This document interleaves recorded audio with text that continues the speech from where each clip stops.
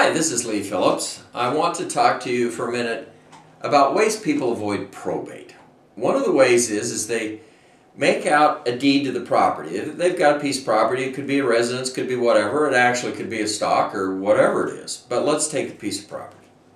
They make out a deed to the piece of property, and mom and dad, they sign the deed. They put the three kids' names on the deed, and then they put the deed in the dresser drawer.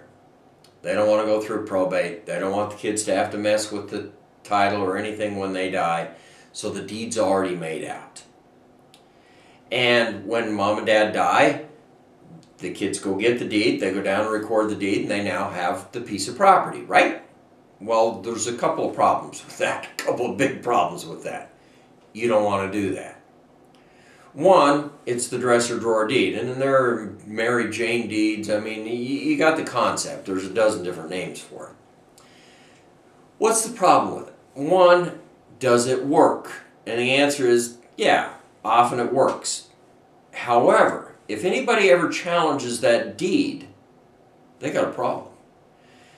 If you click down through the elements of the deed, you got to have the guy that sells the property. You got to have the guy that gets the property.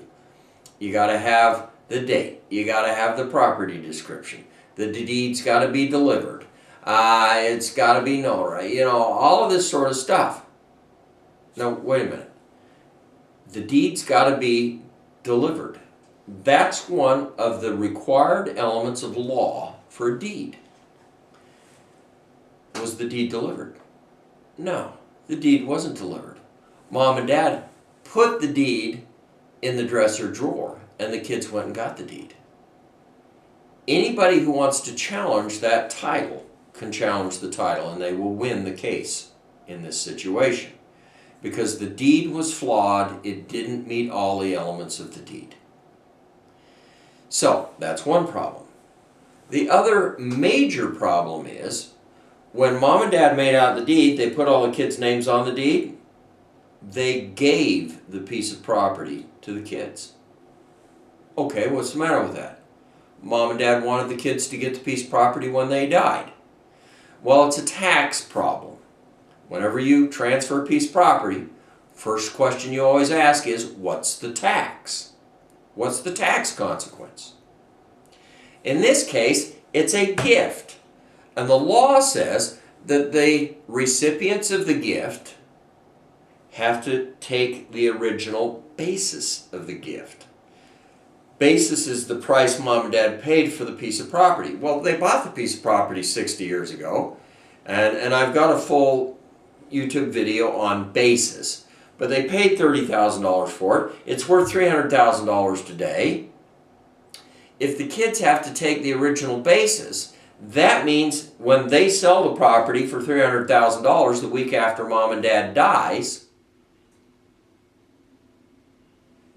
they've got $30,000, $300,000, $270,000 in income. They got you.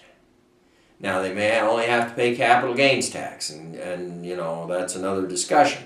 But there is an income tax on that piece of property, the profit that they made. Because it was a gift, they take the original basis and they pay tax between the original basis and the sale price.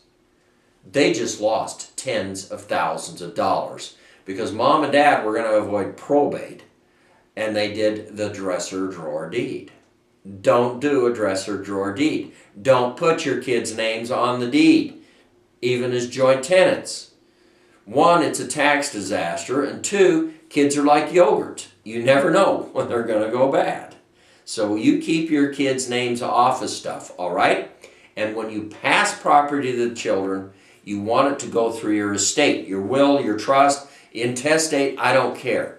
Because when you do, they get the property not because it's a gift, but because you died, and they get a step up in basis for the property, which is the value on the day you die. They sell it next week for that same price, no tax. Not a bad deal. And most of you are not going to have to be worrying about paying federal estate tax at least. Now, I understand there's state estate taxes, but the feds, it's high enough, 5.45 plus million. It's high enough most people today that walk around with 2 feet on the ground, they're not too worried about the estate tax. Because, and I don't want to get into estate tax, but he can get 5.45, she can get 5, we can get almost $11 million in estate tax-free assets down to the kids. This is Lee Phillips talking about what I call dresser drawer deeds.